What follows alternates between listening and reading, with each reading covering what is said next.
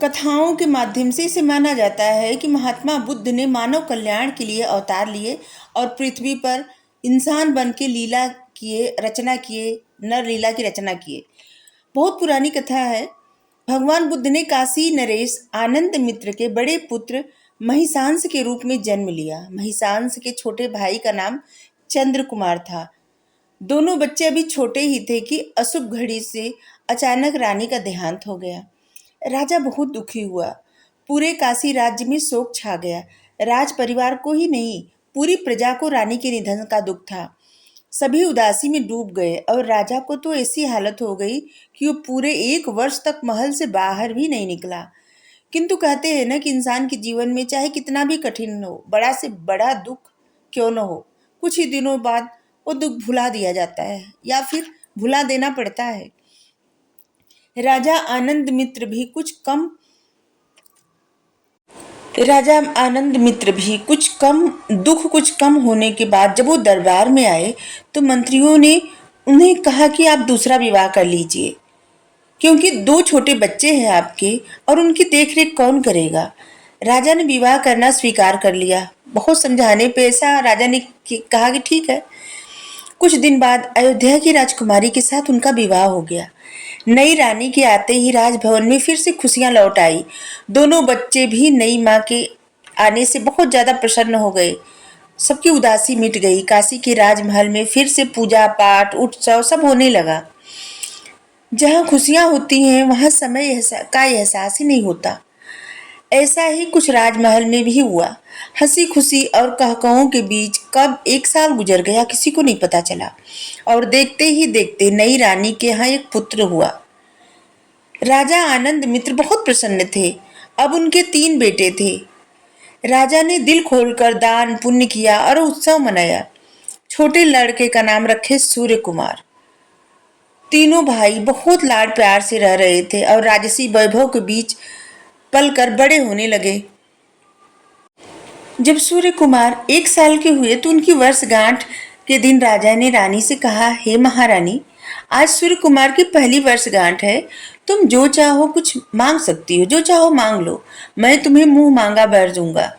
रानी चतुर थी। उसने काफी सोचा मगर उस समय उसे कुछ ऐसा नहीं सूझा कि वह राजा से कुछ मांगती। मगर मुंह मांगे वरदान का वह व्यर्थ भी नहीं जाने देना चाहती थी। अतः सूझबूझ का परिचय देते हुए कहा, महाराज, मेरी धरोहर आपके पास रखी है। जब उचित समय आएगा तब मांग लूंगी। राजा ने स्वीकार कर लिया।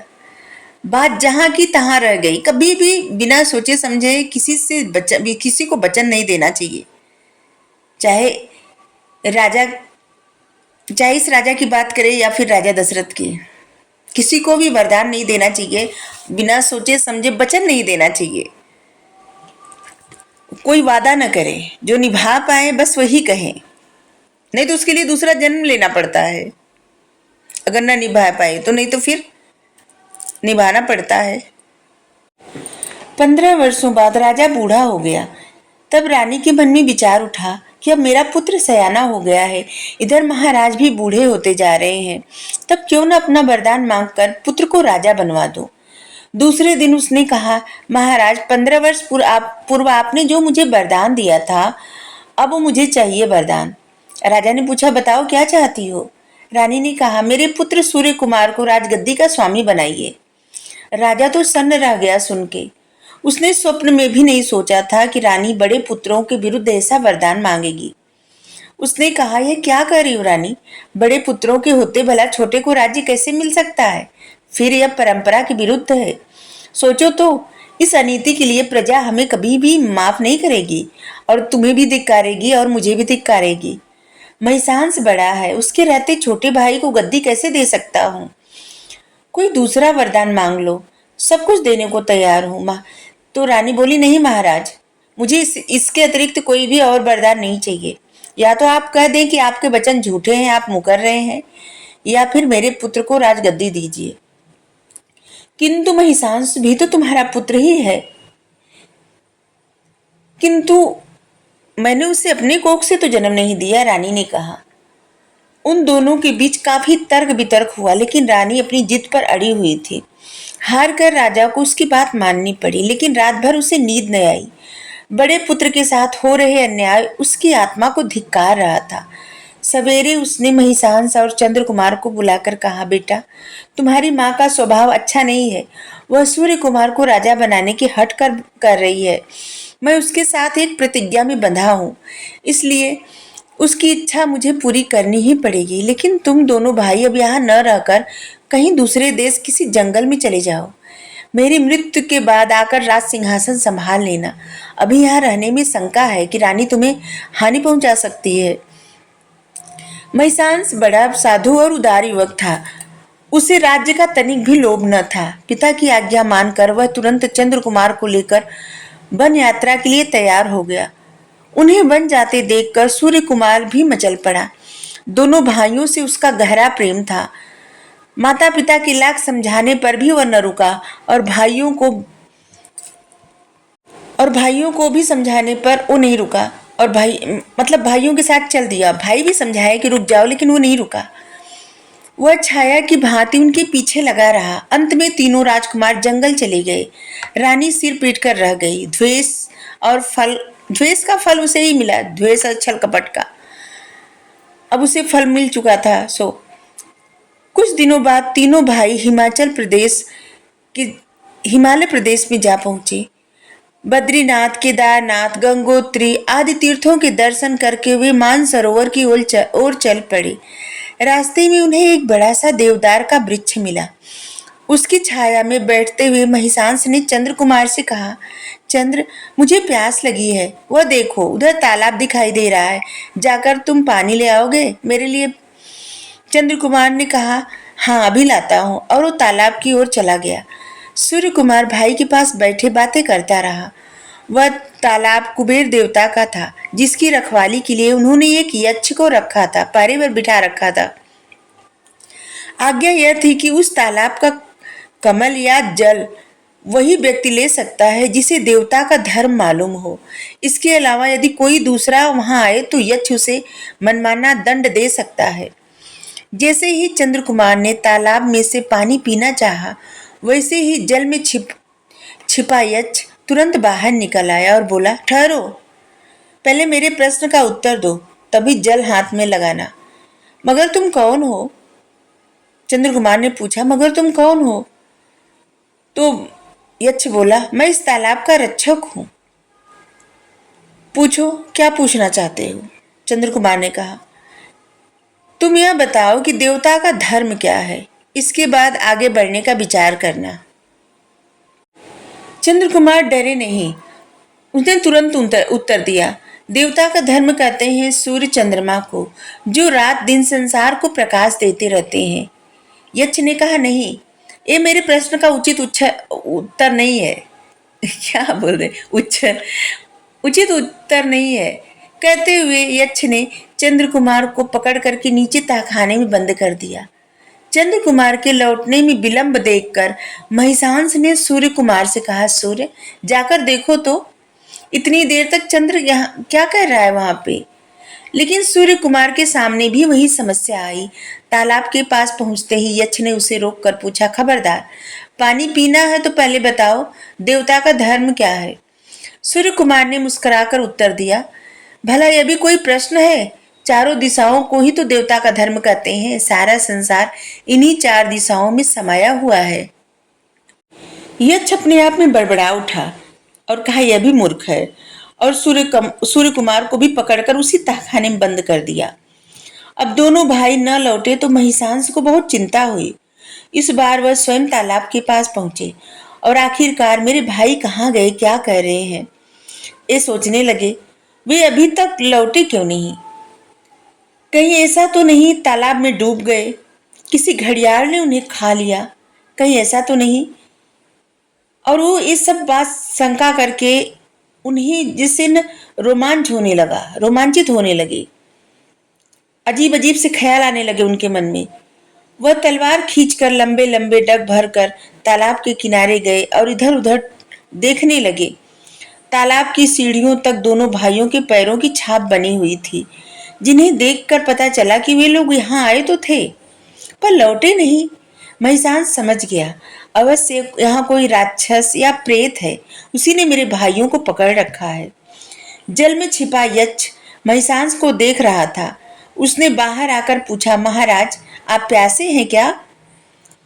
नीचे उतरकर पानी पी लीजिए ना। महिषांस समझ गया यह कोई मायावी जीव है, इसने ही मेरे भाइयों को बंदी बनाया होगा। अतः उसने भी कड़क कर पूछा, तुमने मेरे भाइयों को क्यों पकड़ रखा है?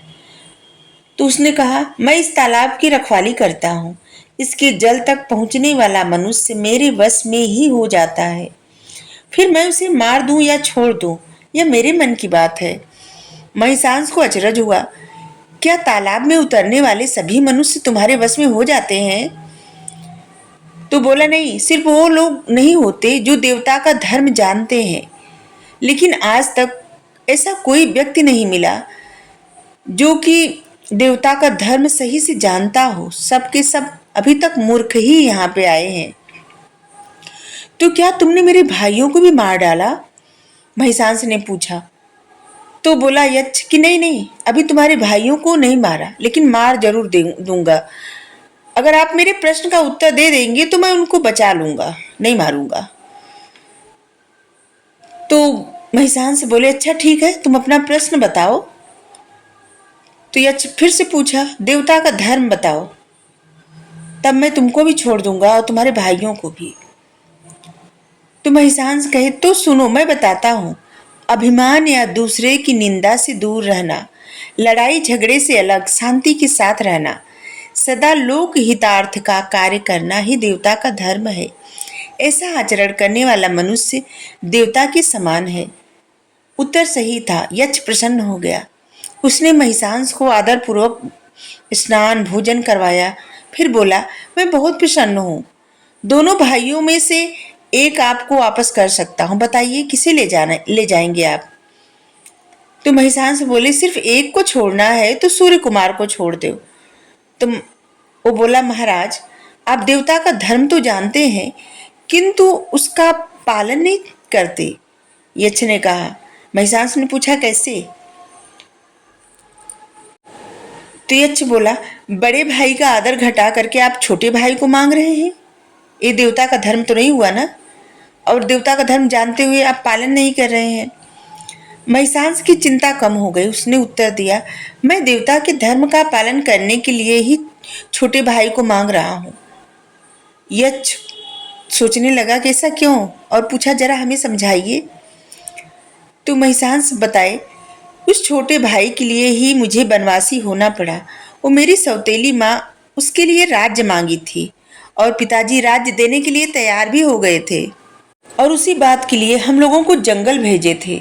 लेकिन ये भाई इतना घनिष्ठ स्नेह है इसको हमसे कि ये हम लोगों के साथ आ गया।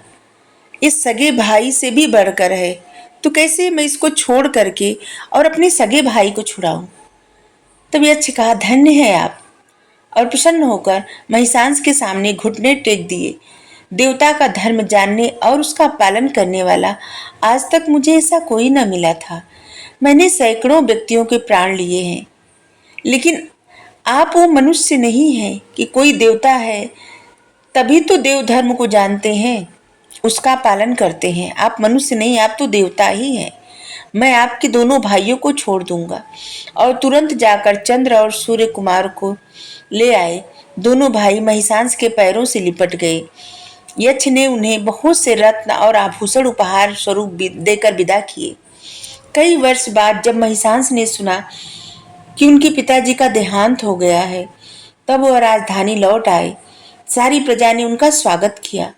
मंत्रियों तथा पंडितों ने सबकी संपत्ति से उसका राज तिलक किया और महिषांस सबकी सहमत से उनका राज तिलक किया। महिषांस ने सूर्य कुमार को युवराज और चंद्र कुमार को सेनापति बनाया। महिषांस के राज्य में प्रजा बहुत सुखी थी। किसी को अन्न धन का अभाव नहीं था। समय पर वर्षा होती थी। दुख और दरिद्रता उनके राज्य से कोसों दूर था। वे सब महिषांस के पुण्यों का ही प्रताप था। Thank you. राधे राधे।